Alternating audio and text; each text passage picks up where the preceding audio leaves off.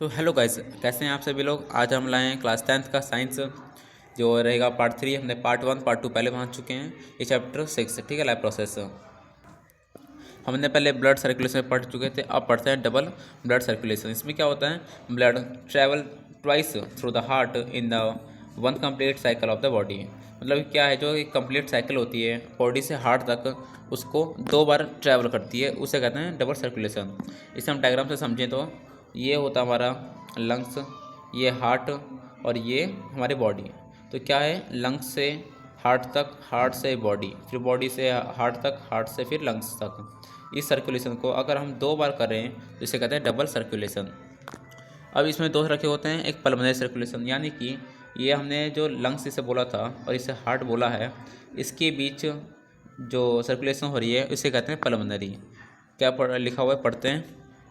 Blood moves from the heart to the lungs and back to the heart. यानी कि lungs से heart तक जाती है ब्लड, उसके बाद फिर लंग्स तक वापस आती है। इस सर्कुलेशन को कहते हैं हम पल्मोनरी। अब पढ़ते हैं सिस्टमेटिक सर्कुलेशन। तो इसमें क्या होता है, हार्ट से बॉडी तक, बॉडी से हार्ट तक, इस सर्कुलेशन को कहते हैं हम सिस्टमेटिक सर्कुलेशन। इसे पढ़ते हैं तो blood moves from the heart to rest of the body and back of the heart. समझे कि हार्ट से बॉडी तक और बॉडी से हार्ट तक, सीधी बात है। अब पढ़ते हैं ब्लड के बारे में। ब्लड क्या होता है, एक फ्लूइड होता है जो कि कनेक्टिव टिश्यू का काम करता है, यानी कि ये कनेक्ट करता है कुछ भी चीज़ों को पहुँचाने में। ठीक है, इसमें दो चीज़ें होती है, सॉलिड कंपोनेंट और लिक्विड कंपोनेंट। सॉलिड कंपोनेंट क्या होता है, पहले तो आरबीसी, डब्ल्यूबीसी। आरबीसी के बारे में पढ़े हैं तो इसका फुल फॉर्म होती है रेड ब्लड सेल। इसमें होती है रेस्पिरेटरी गैस होती है, जैसे कि O2 CO2। और इसका काम क्या होता है, ब्लड को रेड करने का काम आरबीसी का काम होता है। और इसमें HB भी होता है, HB। इसमें एक ब्लड प्लेटलेट्स भी होती है। इसका काम क्या होता है, अगर हमें कहीं भी चोट लग जाता है तो हमने देखा वो बहुत कुछ ही दिनों में वो हील हो जाता है, वो भर जाता है पूरा। इसे कहते हैं प्लेटलेट्स, इसका काम होता है। अब WBC का क्या काम होता है, आप पढ़ते हैं WBC का काम क्या होता है। इसका फुल फॉर्म होता है वाइट ब्लड सेल। ये बॉडी को प्रोटेक्ट करता है जर्म से और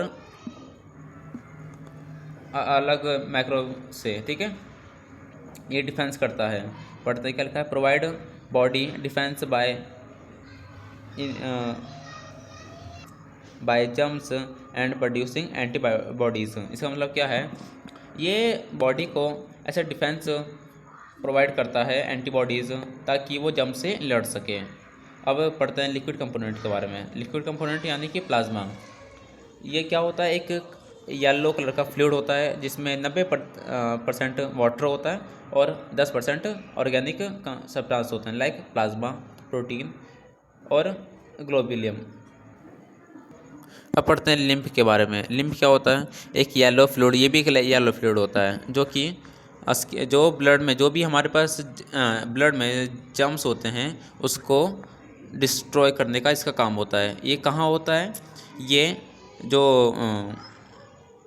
इंटरसेलुलर स्पेस होती है उसके बीच में होता है। ठीक है, अब ब्लड वेसल्स में पढ़ते हैं। ब्लड वेसल्स दूसरा के होते हैं आर्टरी और वेंस।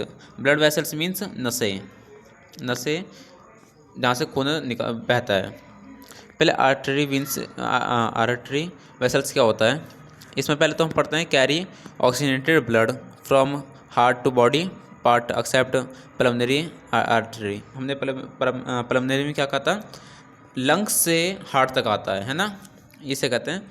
ये ऑक्सीजनेटेड ब्लड को इधर से उधर करता है, इसे हम कहते हैं डिस्ट्रीब्यूटिंग वेसल्स भी बोलते हैं।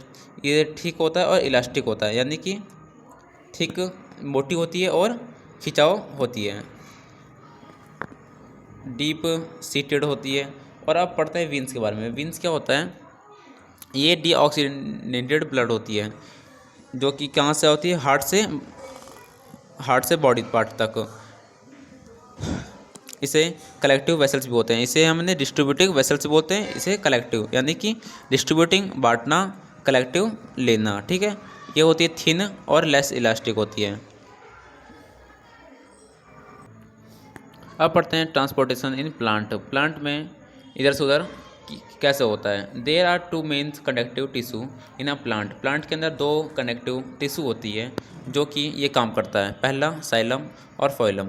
तो साइलम के बारे में पढ़ते हैं। तो ये होती है, क्या करती है, इसका काम क्या होता है, रूट से, जो पेड़ का रूट्स होते हैं, जो जड़ें होती हैं, उनसे वाटर और मिनरल्स को लेकर हर पार्ट तक पहुंचाना।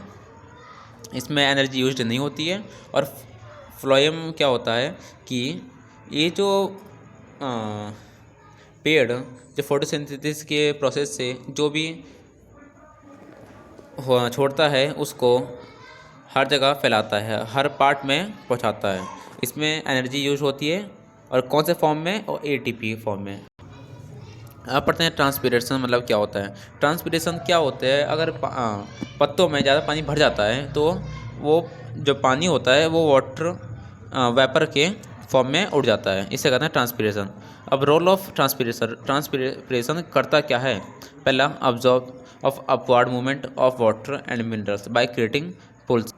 इसका मतलब क्या है, जो पानी को वाटर वेपर के फॉर्म में उड़ाता है, इसका मतलब ये है, ठीक है। अब इसका मतलब क्या है कि जब पानी जब उसके रेगुलेट कर देगा तो उसका टेम्परेचर भी रेगुलेट होगा, यानी कि टेम्परेचर भी सही मात्रा में होगी। अब पढ़ते हैं ट्रांसलोकेशन मतलब क्या होता है। Transport of food from leaf, जिसे हम कहते हैं फूड फैक्ट्री भी, to different part of plant is called translocation. इसका मतलब क्या है, जो पेड़ के पत्तों में, जैसे हम फूड फैक्ट्री भी बोलते हैं, जब वहीं पे खाना बनता है ऐसा बोल सकते हैं, क्योंकि वहीं पर तो फोटोसिंथेसिस प्रोसेस चलती है ना, तो इसलिए हम बोलते हैं फूड फैक्ट्री। तो वहाँ से खाने को लेकर हर पार्ट तक पहुँचाना, हर प्लांट के पार्ट तक पहुँचाना, इसे कहते हैं translocation. Excretion in human beings, मतलब कि खाने को जो ह्यूमन बीइंग्स को एनर्जी ज़रूरत होती है, तो कैसे लेता है वो, खाना खाकर। तो जो खाना खाया उसने, अब वो वेस्ट को बाहर कैसे निकाले, तो the process of removal of harmful metabolic waste from the body is called excretion. Excretory system beings include। इसका मतलब क्या है कि जब प्रोसेस से जो एक्सक्रीशन प्रोसेस से क्या होती है, जो हार्मफुल मेटाबॉलिक वेस्ट होती है वो बॉडी से बाहर निकलती है, इसे कहते हैं एक्सक्रीशन।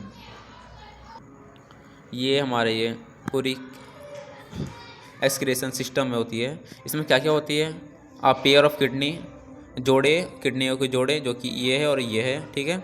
और एक यूरिनरी ब्लैडर, जो कि ये, जो कि क्या काम करती है, स्टोरेज ऑफ वेस्ट। और पेयर ऑफ यूरेट्रा यानी कि जो किडनी से लेकर यूरिनरी ब्लैडर तक जोड़ता है, उसे कहते हैं यूरेट्रा। और एक होता है यूरेथ्रा। यूरेटर और यूरेथ्रा में नहीं हमें डिफरेंस पता होना चाहिए। यूरेथ्रा का काम क्या होता है, वो वहाँ से वेस्ट को बाहर निकालने का यूरेथ्रा का काम होता है। तो यहीं पर हमारा आज का वीडियो ख़त्म होता है। तो ये अगर आपने कर लिया सब, ये पूरे नोट्स को अगर आपने कर लिया तो आपके ज़रूर पेपर में अच्छे नंबर आएंगे। और आप बता सकते हैं हमें कि हम कौन से इम्प्रूवमेंट कर सकते हैं जो कि आपको चाहिए, या और आपको कौन से वीडियो चाहिए, आप ये सब कमेंट में हमें बता सकते हैं। तो थैंक यू फॉर वॉचिंग, ठीक है।